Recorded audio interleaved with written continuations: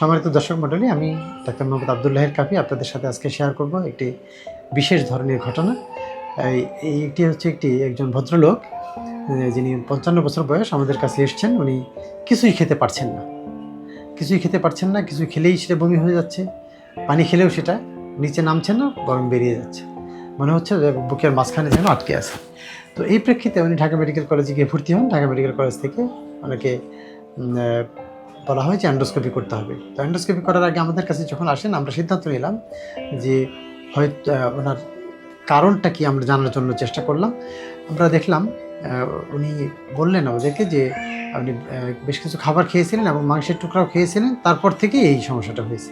তো আমরা অ্যান্ডোস্কোপি করার জন্য যখন সিদ্ধান্ত নিই, অ্যান্ডোস্কোপি করার সময় আমরা দেখতে পাচ্ছি যে ওরা একটা বড় একটা মিট বল বা মাংসের টুকরা, গরুর মাংসের একটা বিরাট টুকরা ওখানে ইসোফেগাসের মাঝখানে আটকে আছে। আমরা কোনোভাবেই অ্যান্ডোস্কোপ পাস করতে পারছিলাম না। পরবর্তীতে আমরা একটি স্নেয়ারের মাধ্যমে পার্ট বাই পার্ট যখন মাংসের টুকরাটি অপসারণ করলাম, দেখতে পেলাম যে ওই জায়গায় একটু ক্ষত হয়ে আছে এবং মাংসের টুকরা অপসারণ করার পর পরবর্তীতে অ্যান্ডোস্কোপি করে দেখলাম যে ওখানে ক্ষত ছাড়া আর তেমন কিছু নেই এবং পাকস্থলী সহ অন্যান্য অংশ ভালোই আছে। তো এই মাংসের টুকরা অপসারণের মাধ্যমে আমরা ওনাকে সুস্থ করে তুলতে পারবো বলে আশা করছি। এটিকে বলা হয় foreign body impaction, oesophageal foreign body impaction, বা একটি বাইরের কোনো জিনিস যখন খাদ্যনালীতে আটকে যায় তখন ফরেন বডি ইমপেকশন বলা হয়।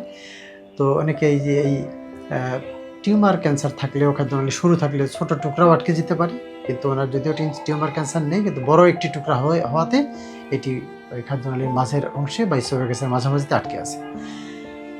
অনেক সময় বাচ্চারা বা অনেকেই ব্যাটারি বা ছোট বড় বিভিন্ন ধরনের কয়েন মুখে দেওয়ার সময় পরে খেয়ে ফেলে, অনেক সময় এটি পাকস্থলীর দিকে আটকে যায়। তো এই ফরেন বডি বা এই সমস্যাটাকে অ্যান্ডোস্কোপির মাধ্যমে সমাধান করা যায়। পেট কাটা বা মুখ কাটার কোনো প্রয়োজন নেই।